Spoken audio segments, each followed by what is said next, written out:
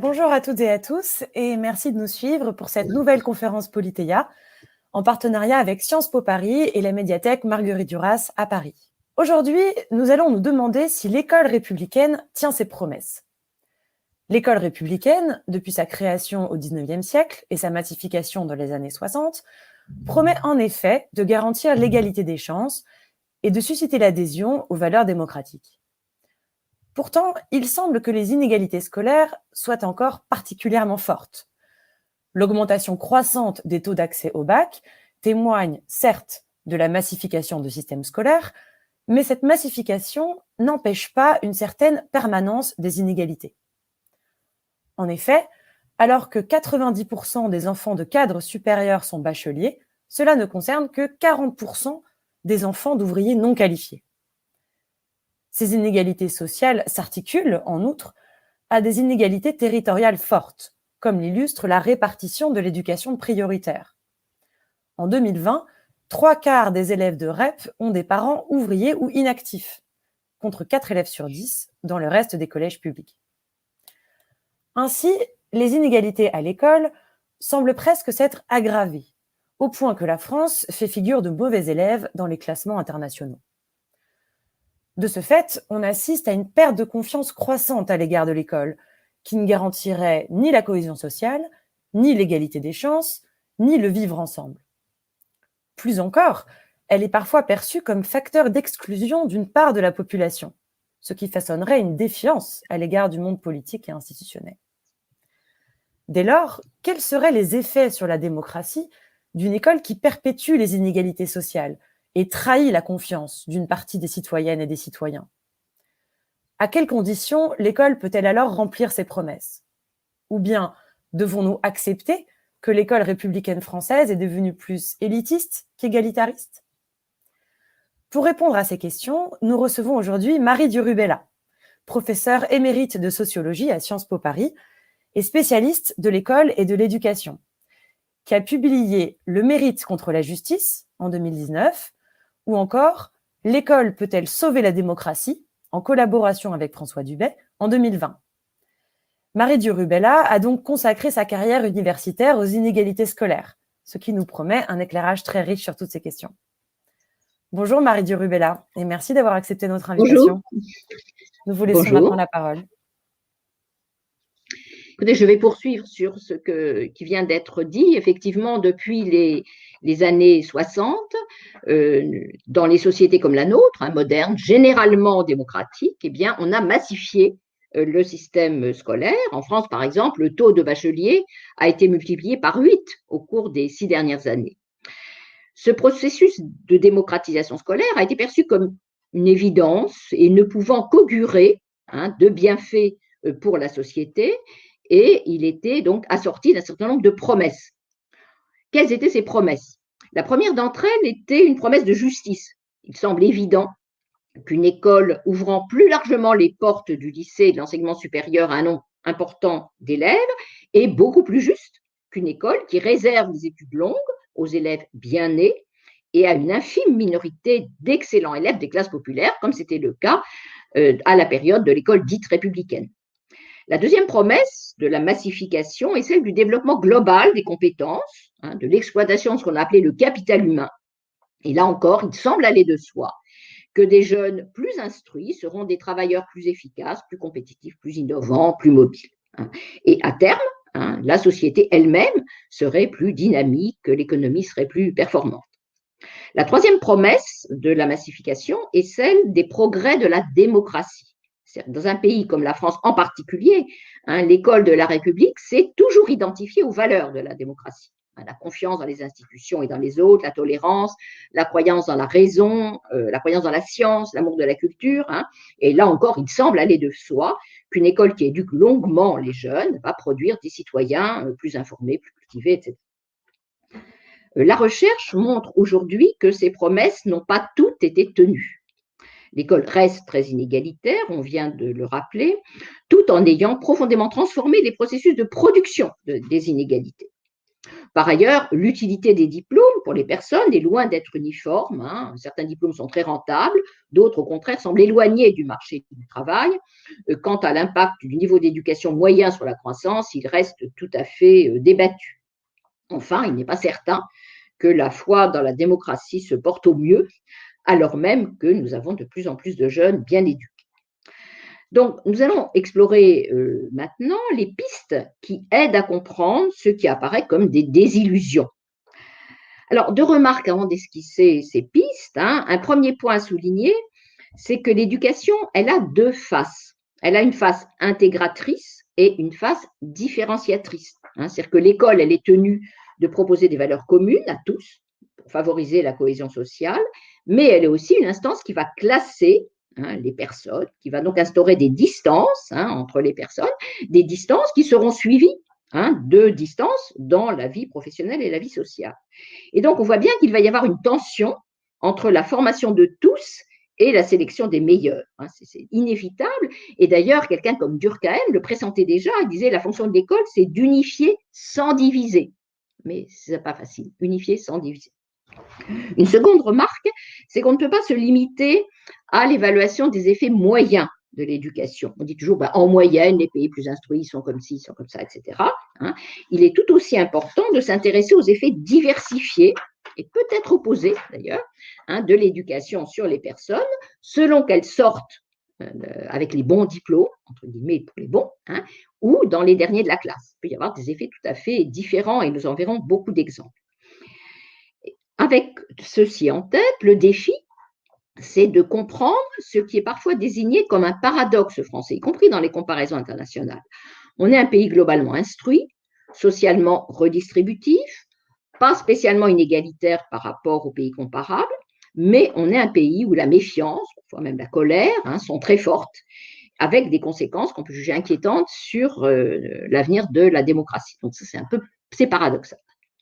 Alors, dans un premier temps, je m'attarderai sur la manière dont la massification scolaire s'est accompagnée d'une transformation dans la façon dont sont fabriqués les cursus et les inégalités qui vont avec.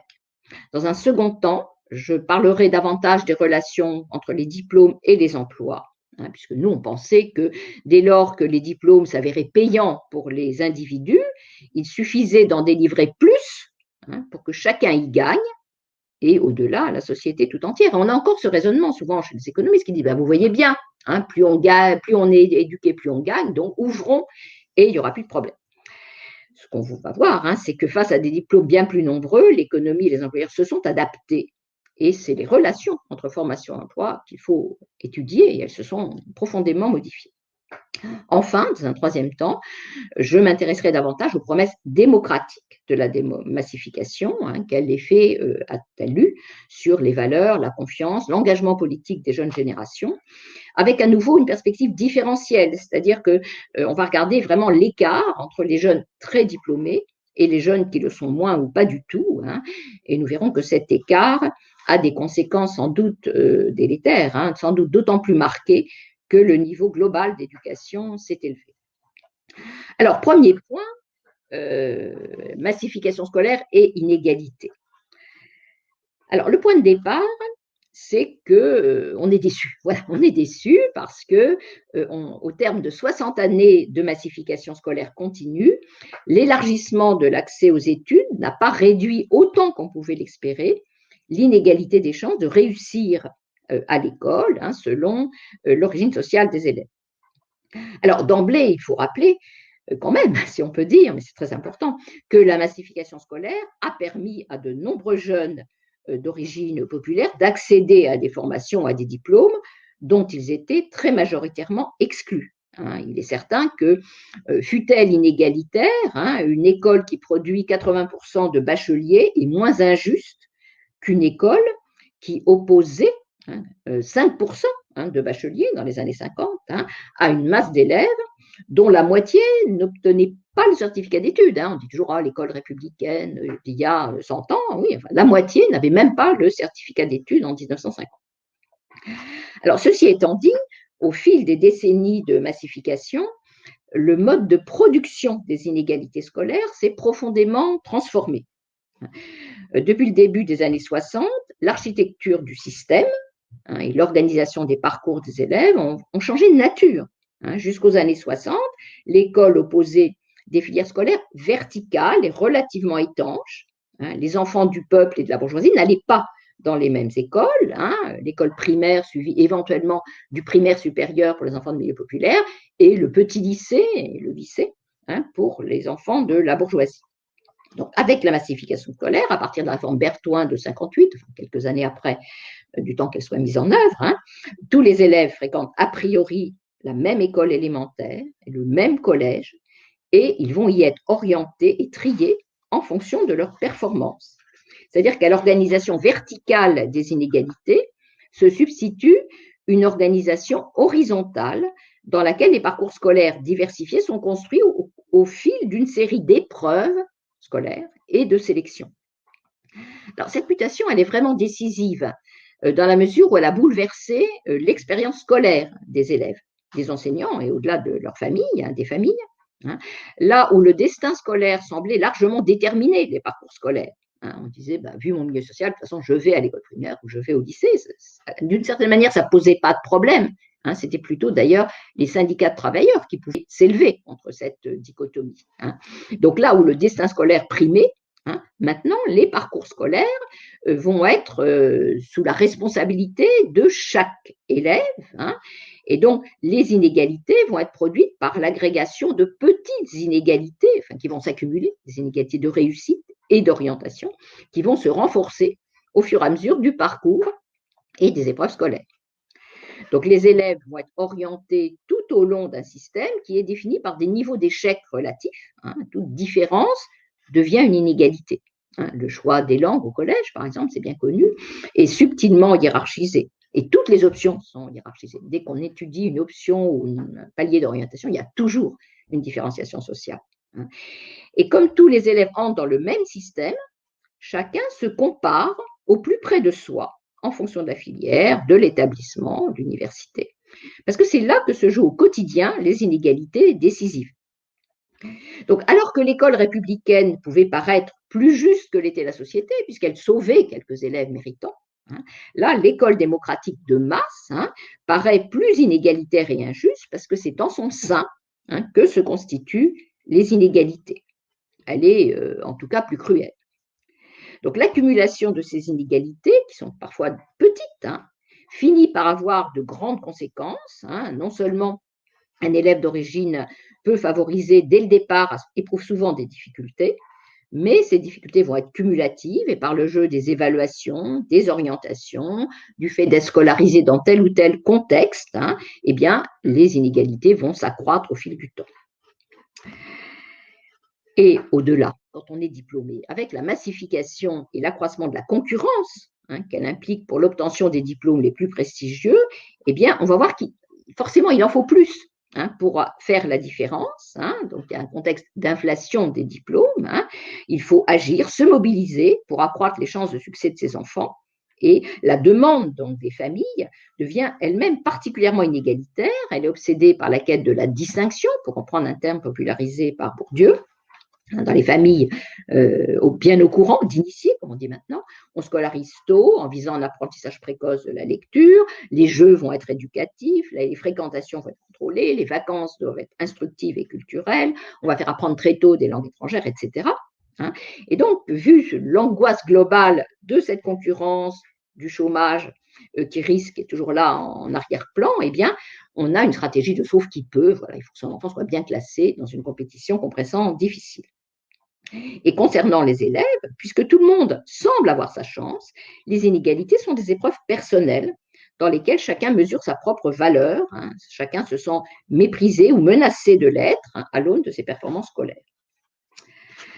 Deuxième point, des diplômes utiles à tous et à chacun, et les relations de formation-emploi.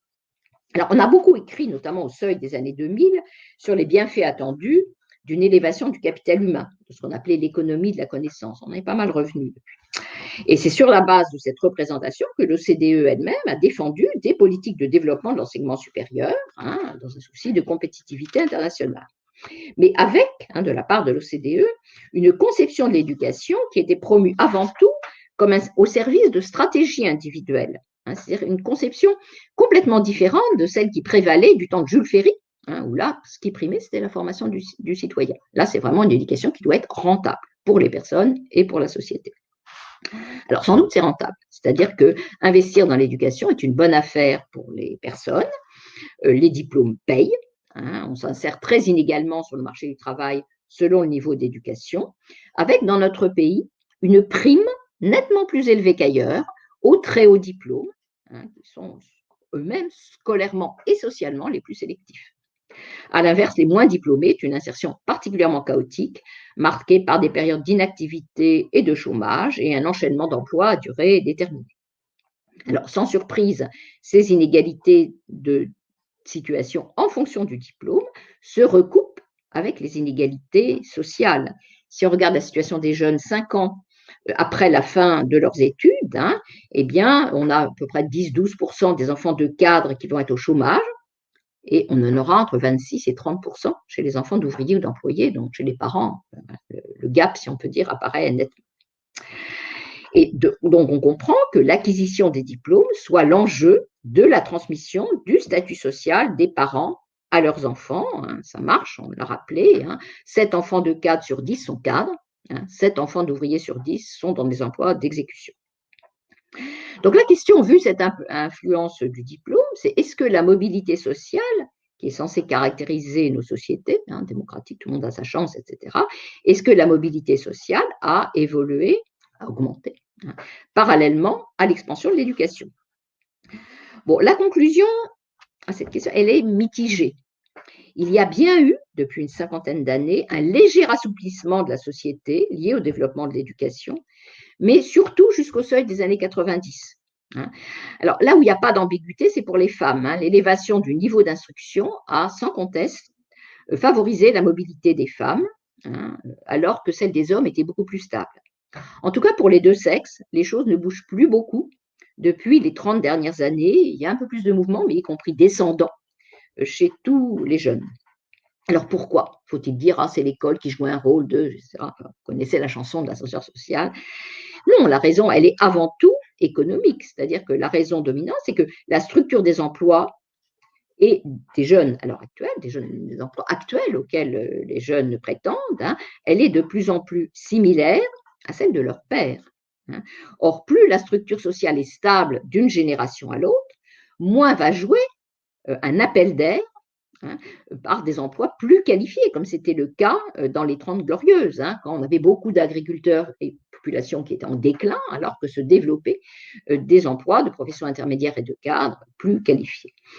Donc, dès lors que les structures d'emploi du côté des pères, du côté des fils se ressemblent, eh bien, la concurrence, alors qu'on n'a plus de diplômés, la concurrence entre les diplômés va s'accentuer, pour rentabiliser au mieux son diplôme et ne pas déchoir pour ceux qui partent déjà d'une position sociale élevée.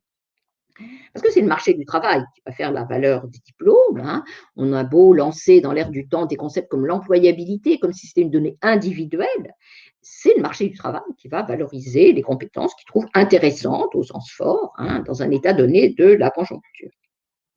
Alors, ce qu'on observe sur le marché du travail, c'est que la généralisation des diplômes contribue à en renforcer l'emprise. Il n'est plus possible aujourd'hui de prétendre à une insertion professionnelle correcte sans qualification scolaire. Disons que le fait de ne pas avoir de diplôme devient particulièrement pénalisant dans une société où le diplôme est très répandu.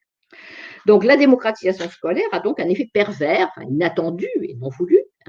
Elle accentue la stigmatisation des non-diplômés et contribue en retour à creuser les inégalités de trajectoire professionnelle entre les plus diplômés et ceux qui le sont moins ou pas du tout.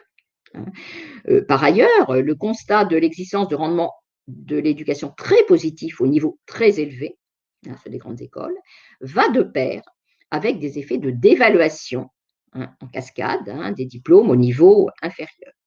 Et puis, par ailleurs, la démocratisation scolaire élève les aspirations des jeunes sans toujours élever les opportunités d'emploi, ce qui engendre un sentiment de frustration et de déclassement.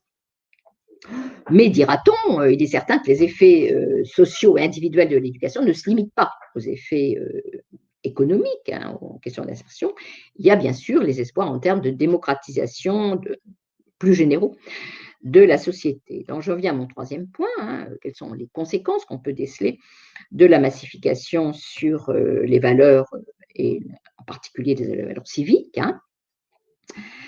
Il est clair que chaque système scolaire a pour ambition d'éduquer, pas simplement d'instruire pour le marché du travail, mais d'éduquer, d'inculquer des valeurs et des représentations communes. Et l'école républicaine voulait et veut toujours faire des citoyens vertueux, mais elle veut aussi, dans l'air du temps, produire des individus singuliers, des démocrates tolérants, respectant les libertés, capables et désireux de participer à la vie collective. Et on pouvait donc penser que l'allongement des scolarités élargirait l'adhésion aux valeurs et aux cultures dont se réclame l'école. Eh bien, ce qu'on constate, c'est plutôt la montée de mouvements populistes autoritaires, des nationalistes, la confiance dans la science et le progrès faiblit, les fake news fleurissent, etc. Pourtant, à l'opposé, l'analyse des valeurs sur la longue durée montre que le libéralisme culturel n'a cessé de progresser dans toutes les générations. On est à l'heure actuelle plus tolérant à l'égard des minorités sexuelles ou culturelles, plus favorable à l'égalité des sexes, mais oui, et de manière générale à tout ce qui favorise l'autonomie des individus. Donc le bilan est contrasté. Et il est difficile de savoir quel rôle joue précisément la massification scolaire dans ce tableau. Ça reste une hypothèse. Alors, une première piste qu'on peut évoquer, c'est qu'il y a sans conteste un déclin des capacités éducatives de l'école aujourd'hui, parce qu'elle est confrontée au monde des écrans et des réseaux, auxquels les jeunes consacrent plus de temps, souvent, qu'aux seuls apprentissages scolaires. Il y a tout un monde des réseaux et de la culture des jeunes qui échappe complètement à l'emprise de l'école. Ceci étant dit, le niveau d'instruction joue toujours un rôle déterminant dans l'adhésion aux valeurs démocratiques, dans la confiance dans les sciences, dans la confiance dans les institutions. En fait, tout se passe comme si l'école maintenait une forte capacité éducative pour les jeunes les plus scolarisés, alors que cette influence éducative décline pour les perdants de la massification, qui non seulement adhèrent moins aux valeurs de l'école, mais se retournent parfois contre elles. Les premiers, les gagnants, vont voter pour les partis sociodémocrates, libéraux et verts, alors que les seconds vont s'abstenir et voter plus volontiers pour les partis populistes, autoritaires et xénophobes. Et donc on voit bien que de la sorte, les inégalités scolaires ne posent pas simplement un problème de justice sociale, elles vont constituer aussi un enjeu démocratique, dès lors qu'elles s'accompagnent de ce qu'on peut appeler un séparatisme social, culturel et politique. Alors, quelques données un peu plus précises sur l'évolution des valeurs démocratiques. La massification scolaire, je l'ai évoqué, elle est parallèle à la progression des valeurs démocratiques libérales. Sur les 30 à 40 dernières années, les Français sont plus libéraux au sens culturel du terme, attachés à l'autonomie des individus qui doivent pouvoir vivre leur vie comme ils l'entendent, leurs goûts, leurs valeurs. Ils tolèrent et justifient de plus en plus l'homosexualité, l'avortement, le divorce, les naissances hors mariage, etc. C'est une évolution générale. Est-ce qu'elle peut être tenue pour un effet de la massification scolaire ? On pourrait le penser quand on observe que les jeunes, qui sont plus longuement scolarisés, sont plus libéraux que les adultes. Mais ce n'est pas si sûr, parce que finalement, les générations plus anciennes sont elles aussi plus libérales, et ceci indépendamment du statut social et des préférences politiques. Donc le libéralisme culturel est plutôt une évolution générale des mœurs et des valeurs. Néanmoins, le diplôme, y compris chez les jeunes, continue d'exercer une influence. Et le niveau d'éducation continue à renforcer le libéralisme culturel. Par exemple, les inégalités liées à l'origine ethnique sont jugées inacceptables par 75% des titulaires d'un diplôme de second cycle universitaire, 75%, et 54% seulement, si on peut dire, c'est beaucoup, par les titulaires du seul brevet des collèges ou des non-diplômés. Donc il y a un écart, et de la même manière, on pourrait trouver des chiffres analogues, un écart de même type pour l'acceptation de l'homosexualité, par exemple, et d'autres formes de discrimination. La contrepartie de cet effet du diplôme sur les valeurs libérales, l'effet positif du diplôme sur les valeurs libérales, c'est que les moins éduqués adhèrent plus souvent que les autres aux valeurs antidémocratiques. Ils sont plus favorables au gouvernement autoritaire, aux hommes forts, plus hostiles aux immigrés.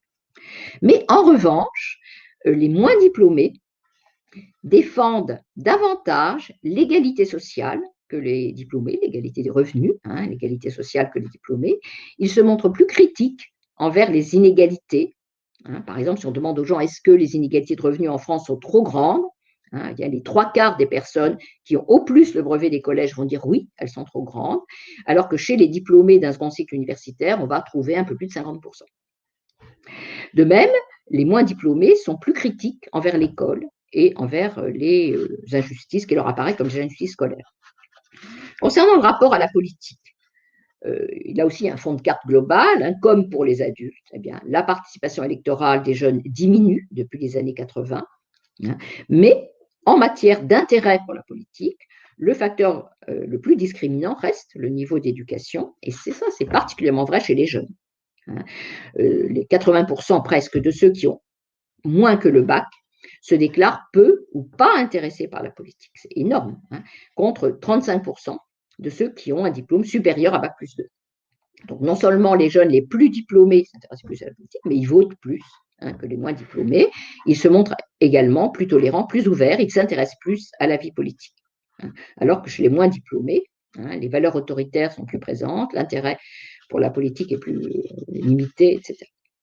Donc globalement, les inégalités de parcours scolaire pèsent sur la participation et les orientations politiques, et cet écart est plus fort dans les jeunes générations, comme si ne pas être diplômé aujourd'hui constituait davantage qu'hier un facteur de relégation politique.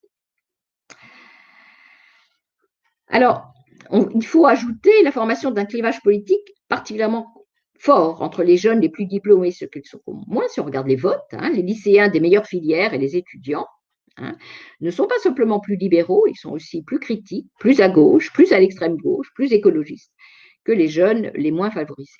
Et on voit apparaître dans la recherche européenne depuis quelques années le terme d'une classe de diplômés, au sens d'une classe sociale, la classe des diplômés.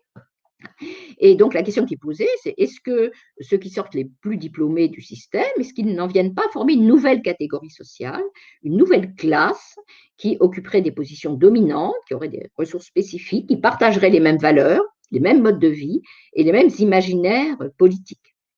Cette catégorie de diplômés, on le sait, beaucoup d'analyses l'ont confirmé, elle vote plus à gauche pour les Verts, elle est moins sensible à la lutte pour l'égalité des conditions sociales qu'à la lutte pour l'égalité des chances, ce qui n'est pas la même chose. Et il y aurait donc une fracture de plus en plus marquée entre cette classe de diplômés et ceux qui le sont moins. Alors, je ne vous donnerai pas les chiffres, on pourrait y revenir. On sait que, par exemple, chez nos parlementaires en France, on a plus de 70% de diplômés de l'enseignement supérieur, alors que dans la population française, en général, on a à peu près 30%, donc elle est beaucoup plus diplômée. On pourrait regarder en plus les grandes écoles, je passe pour l'instant. Donc, alors là, c'est dans le milieu parce qu'on n'a pas la même conception de la justice entre les plus diplômés et les moins diplômés. Les moins diplômés continuent à penser que la justice, ça consiste à réduire les inégalités entre les conditions sociales. Alors que les gagnants, d'une certaine manière, de la massification, ceux qui pilotent la vie politique, ils déterminent ce qui est mis sur l'agenda, eh bien, ils estiment que la justice consiste surtout à combattre les discriminations qui empêchent d'accéder à l'élite. Donc, les plus diplômés adhèrent au modèle de l'égalité des chances, comme principe de justice à privilégier, alors que les moins diplômés privilégient plutôt l'égalité des conditions, d'une certaine manière. Et donc, on a un clivage culturel, moral et politique qui est de plus en plus important.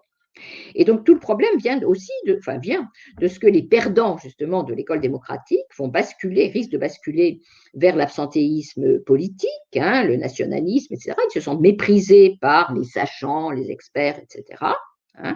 Et ils se retournent alors contre les valeurs que l'école a essayé de transmettre. Alors, bien sûr, il serait absurde, et j'en terminerai par là, il serait absurde de penser que l'école est la seule responsable de ces phénomènes qu'on observe aujourd'hui, mais ce qu'on peut dire, c'est que l'école n'a pas été capable de résister aux dérives antidémocratiques et que, pour une part, elle participe à leur développement. Donc, on voit bien, pour conclure, que les inégalités scolaires posent des problèmes dans toutes leurs dimensions. Il y a des inégalités de parcours et d'apprentissage, on ne sort pas de l'école avec le même savoir. Il y a des inégalités d'utilité des formations sur le marché du travail et il y a des inégalités d'adhésion aux valeurs démocratiques portées par l'école. Donc ces inégalités scolaires, elles ne sont pas seulement injustes, parce qu'on ne choisit pas sa famille, on ne choisit pas l'école, etc. Elles ont aussi des effets dévastateurs sur l'ensemble de la société et sur les personnes qui en sont victimes, puisque ceux qui en sortent bien quittent l'école en étant sûrs de leurs compétences et de leurs valeurs, alors que les autres sont souvent incapables, amers, etc. Donc c'est à la fois une injustice et aussi un formidable gaspillage, car on peut se dire, dans le monde du travail et dans la vie en général, eh bien sans doute, il y a bien d'autres compétences, savoirs, que celles que l'école a choisi de valoriser et sur laquelle elle a fondé sa sélection. Je vous remercie. Merci beaucoup Marie Rubella alors pour cet exposé extrêmement riche qui pose immédiatement un nombre considérable de questions. Alors il faut en choisir une première. Alors je vais peut-être rebondir sur ce que vous nous proposiez ou présentiez, cette idée de classe des diplômés. Alors c'est un concept très intéressant. On a presque envie de dire la caste des diplômés, peut-être. On pourrait peut-être discuter de ça. La question que cela peut évoquer, c'est est-ce qu'il y a des débats justement explicite sur la finalité de l'école républicaine. Est-ce que, alors, on pourrait peut-être opposer deux paradigmes ou deux objectifs dans ce que vous nous avez présenté, donc équité, égalité, méritocratie, égalitarisme, peut-être que ce seraient les deux pôles qui s'opposeraient ici. Est-ce qu'au cours de l'histoire, il y a eu des débats justement sur la finalité de l'école républicaine? Et est-ce qu'aujourd'hui encore, ces débats ont lieu? Est-ce que certains disent l'école doit former une élite plus que justement favoriser l'égalité des conditions? Ce qui est certain, c'est que du temps de Jules Ferry, cet ancêtre de l'école républicaine, l'objectif, il le disait clairement, c'était que chacun soit capable de voter. C'est-à-dire que tout un chacun comprenne les enjeux de la vie démocratique et soit capable de voter. Et il n'y avait pas du tout à l'époque cette idée il faut que les personnes sortent de leurs conditions sociales d'origine et s'élèvent dans la société. Au contraire, on en avait peur. On disait aux maîtres, il ne faut pas quand même qu'ils aient des ambitions illégitimes ou pas réalistes, et que le fils de paysan s'entiche d'objectifs de mobilité sociale qui n'étaient vraiment pas du tout valorisés. Donc ça, c'est ce qui a dominé aux grandes heures, si on peut dire, de l'école républicaine. Après ce qui s'est passé après la guerre, après la Deuxième Guerre mondiale, il y a eu à un moment tout un idéal d'égalité. Là, c'était plutôt l'égalité des savoirs et d'une expérience de vie. C'est ce qui a mené d'ailleurs aux réformes qui se sont mises en place pour que les jeunes soient tous dans les mêmes écoles. Vous savez, il y a eu un mouvement qu'on appelait les compagnons de l'Université Nouvelle qui disait puisque les hommes ont été dans les mêmes tranchées, ils doivent aller dans les mêmes écoles. Donc, dans le deuxième temps, on a mis en avant cette idée il faut former tous les jeunes ensemble, qui n'était pas du tout, qui n'apparaissait pas comme un scandale du temps de l'école de Jules Ferry. Donc ça a été quelque temps. Et puis très vite, avec la croissance, on s'est dit, oui, mais capital humain, la notion de capital humain, elle est apparue dans les années 60, 70, et elle a été depuis portée par les instances internationales, et en particulier par l'OCDE, et en parallèle avec le développement de la mondialisation et de la hantise d'une compétition internationale. Mais la notion de capital humain utile, elle est beaucoup plus récente, et il me semble qu'elle a pris le dessus. Alors, elle a pris le dessus, c'est injuste de dire ça comme ça, parce que si on relit les textes sur l'éducation aujourd'hui, il y a toujours objectif d'égalité, formation commune. On a même mis en place un socle commun de connaissances que tout le monde doit avoir. Mais il y a aussi cette autre fonction. Et je pense que c'est la fonction, on voit bien la tension entre cette fonction dont on donne à souffle le socle commun, mais en même temps, il faut que ça serve. Il faut que ça serve. Et je pense que la dimension utilitaire, aujourd'hui, prend vraiment le dessus, notamment dans les stratégies des familles, parce qu'il y a un contexte aussi économique qui est anxiogène. On a peur du chômage pour ses enfants. Et donc, ça prend, me semble-t-il, le dessus. Mais il y a toujours eu cette tension. Elle est apparue quand même, à mon avis, plutôt dans la deuxième moitié du XXe siècle. Elle était relativement ignorée, finalement, auparavant.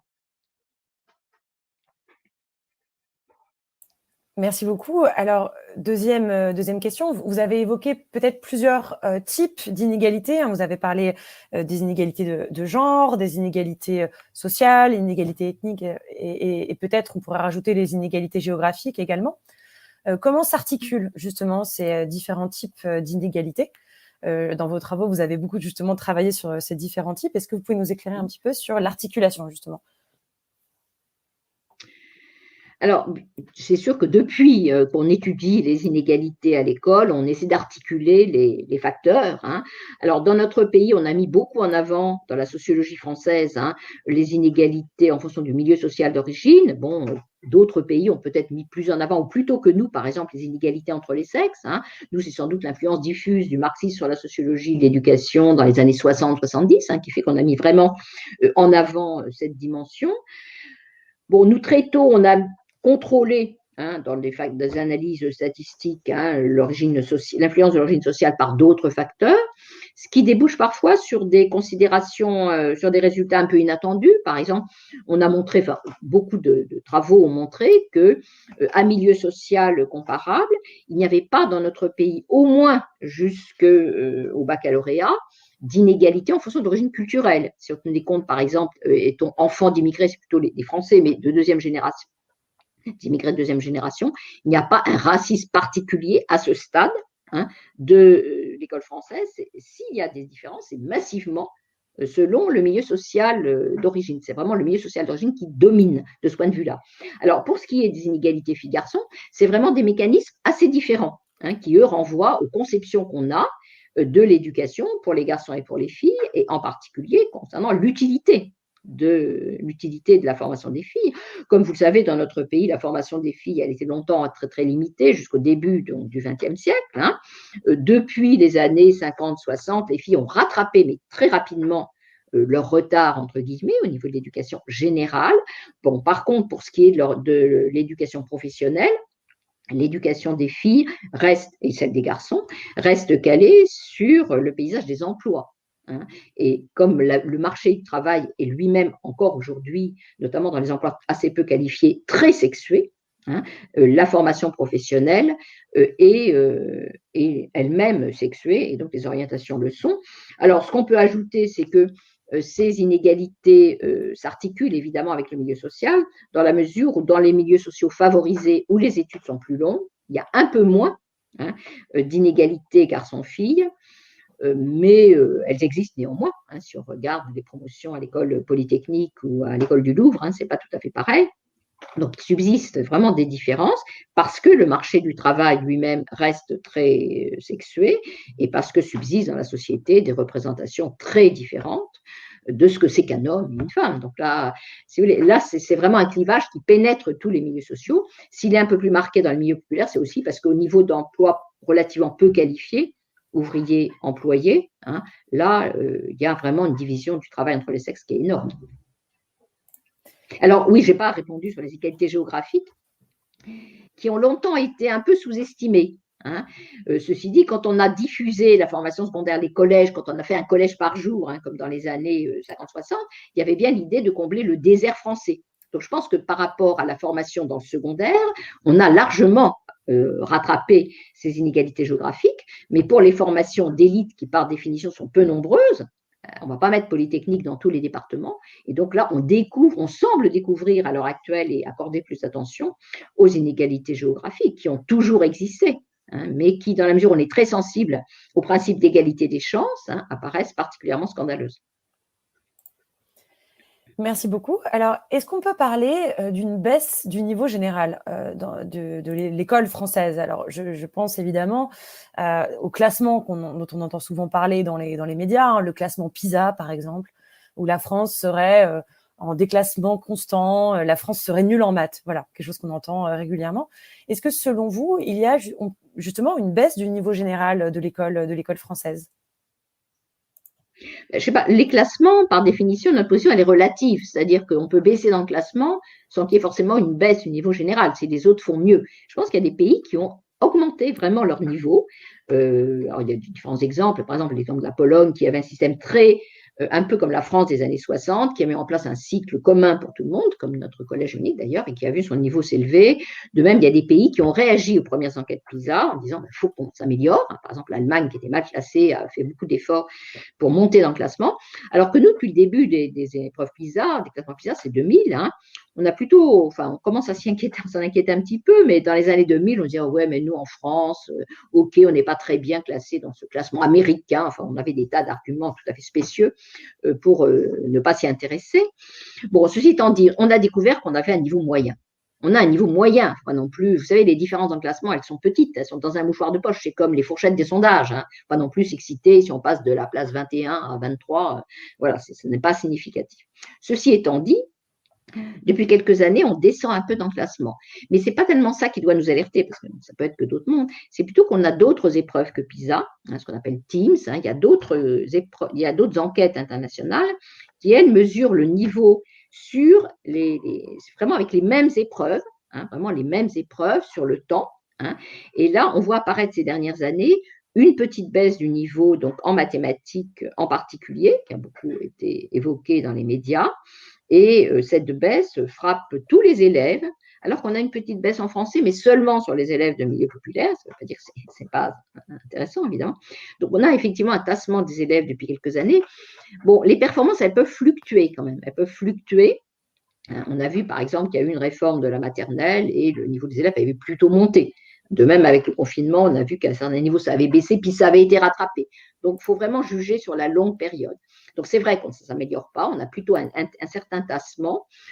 Ce qu'observent les analyses sur le long terme, c'est qu'il n'y a qu'en orthographe où là, on est sûr qu'on a une baisse.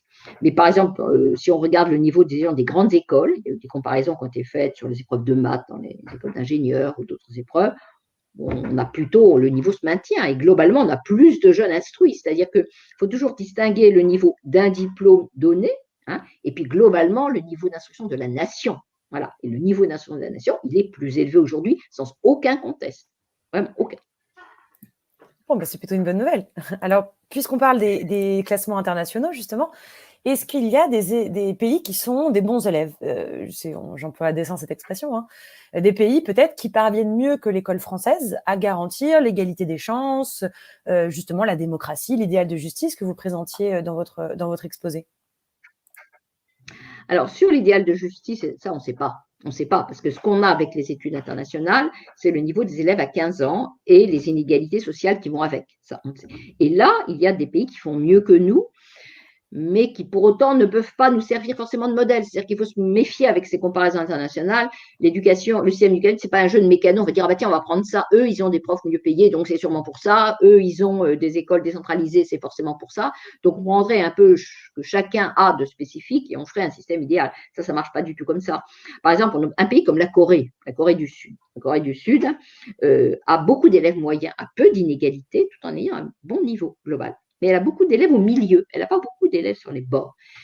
Est-ce qu'il faut copier la Corée du Sud? On sait qu'à Corée du Sud, avec le Japon d'ailleurs, les jeunes ne paraissent pas spécialement heureux, hein, le taux de suicide est très élevé, ils ont des cours en dehors de l'école qui leur bouffent la vie, hein, pardonnez-moi l'expression, donc ils ont aussi un contexte idéologique et culturel qui n'est pas du tout le nôtre. Par exemple, dans ces pays d'Asie, que ce soit le Japon ou la Corée, quand un élève ne réussit pas bien à l'école, on trouve que ce n'est pas normal. Bon, c'est pas normal, les autres vont l'aider. Par exemple, il y a beaucoup d'entraide entre les élèves, alors que chez nous, l'entraide est toujours suspecte, on va copier sur les autres. Donc, il y a tout un contexte culturel qui fait que dans ces pays, finalement, il n'y a pas beaucoup d'élèves qui sont en gros échec. Je ne pense pas qu'on puisse en tirer énormément d'enseignements. On peut tirer peut-être plus d'enseignements des pays plus proches de nous, sur le plan culturel. On sait que dans les pays du Nord, qui sont souvent les bons élèves, de pointer comme les bons élèves, parce qu'ils ont moins d'inégalités sociales, eh bien, on a, par exemple, dès l'école primaire, quand un élève est en échec, on a tout de suite des mesures individualisées qui sont prises immédiatement et qui sont individualisées. Chez nous, on fait redoubler, ce qui est une mesure très grossière, parce qu'il y a peut-être des choses qu'on savait bien déjà. Mais ça ne fait rien, on fait tout. Alors, on fait moins redoubler aujourd'hui, c'est vrai. Mais il y a un peu moins ces mesures vraiment ciblées sur tel ou tel élève. Alors, c'est aussi des pays où la formation des enseignants n'est pas la même. Dans les pays, on va choisir la profession enseignante au sortir de l'école secondaire et on aura parallèlement une formation pédagogique plus longue et une formation disciplinaire. Alors que nous, on a une formation, on y reviendra peut-être, qui est d'abord essentiellement disciplinaire. Donc, on a la formation des enseignants. Je pense que globalement, je reviens aux considérations idéologiques, je pense qu'en France, on est quand même relativement fataliste par rapport aux pays anglo-saxons, aux pays du Nord, c'est-à-dire que on pense que les inégalités sociales, c'est un peu une fatalité, c'est une fatalité du système, diront même certains. Par exemple, on voit quand on interroge les enseignants de collège, on leur demande de faire des pronostics sur la réussite de leurs élèves, ils anticipent des inégalités. Ils anticipent, comme si c'était une fatalité, comme si on ne pouvait rien y faire. Alors, peut-être que c'est une influence perverse des thèses de Bourdieu qui ont été très diffusées, qui nous disent, oui, c'est la façon de l'école, donc c'est normal, etc. Il y a des pays où on est peut-être plus enthousiastes. Oui, on va y arriver. Je prends un pays comme le Canada, où il y a beaucoup d'inégalités sociales, il y a beaucoup de migrants, tous les facteurs qu'on invoque peut-être parfois dans notre pays, un peu avec légèreté, on arrive, parce qu'on y croit. On a même des manuels dans les pays anglo-saxons qui s'appellent What Works, qu'est-ce qui marche avec les élèves. Qu'est-ce qui marche? On va trouver que c'est un peu techno, si on peut dire. On n'y croit pas trop, quoi. Donc, je pense qu'il y a aussi un contexte idéologique global qui joue.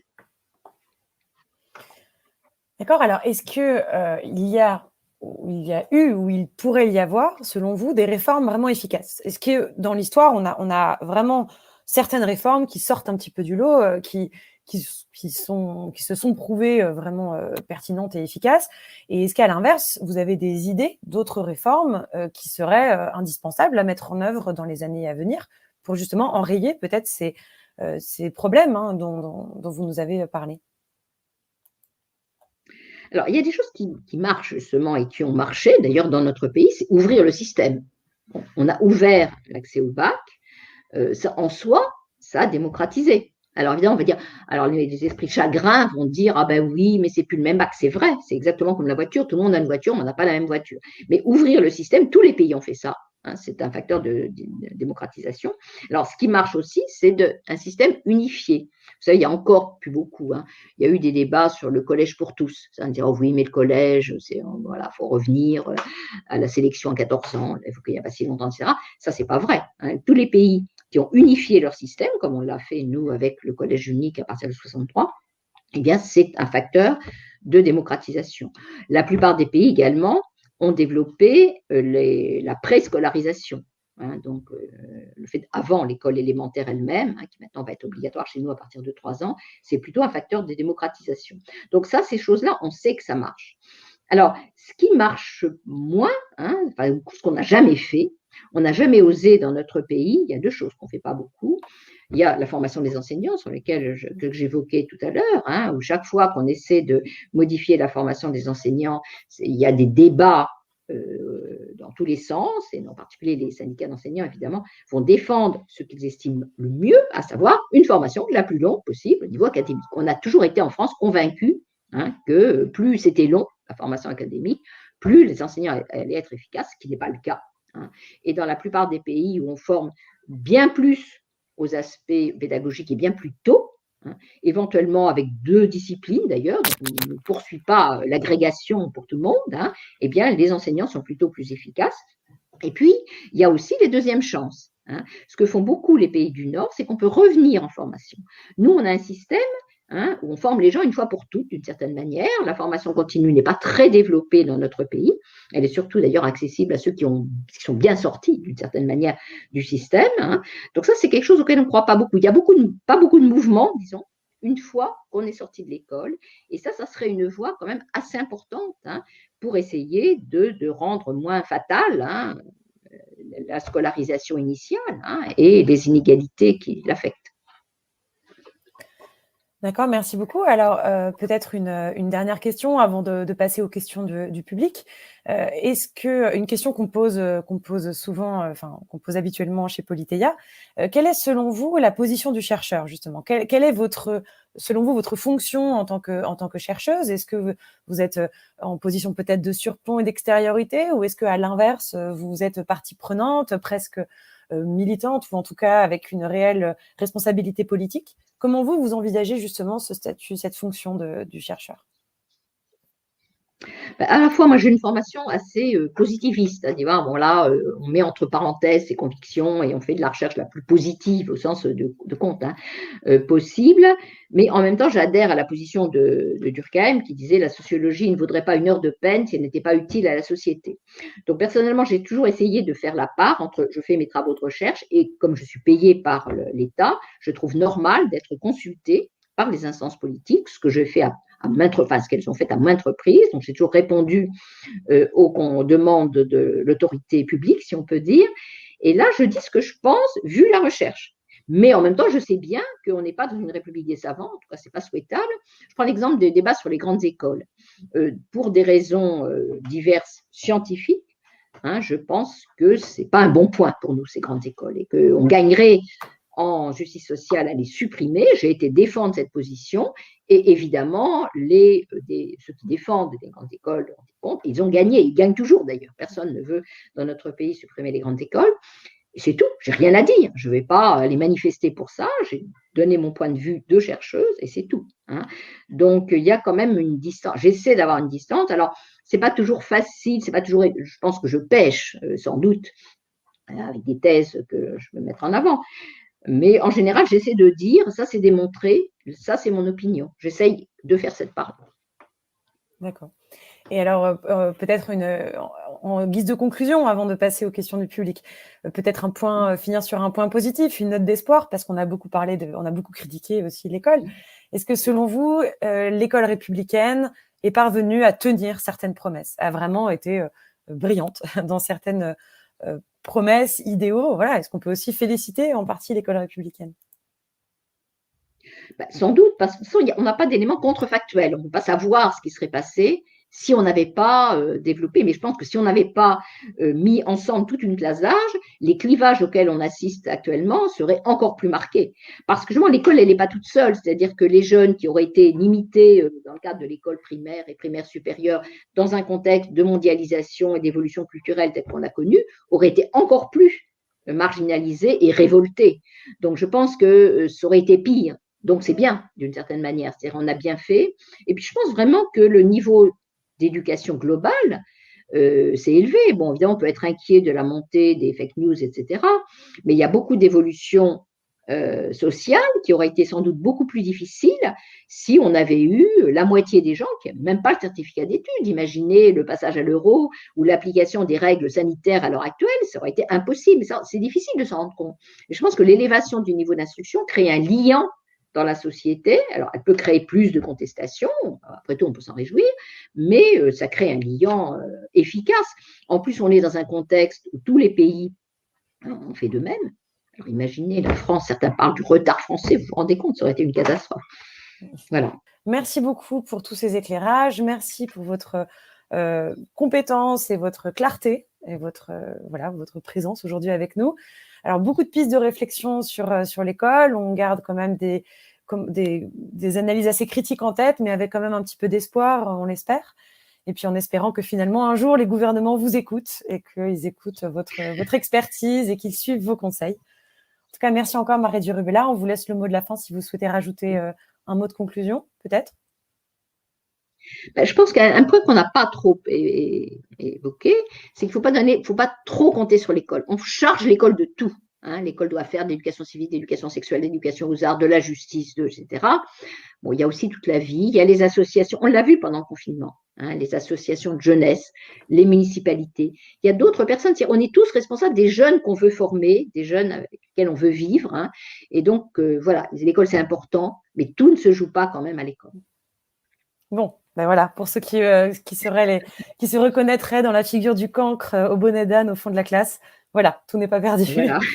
Merci pour cette note d'espoir, en tout cas, Marie-Dio Rubella, et puis merci encore d'avoir accepté notre invitation.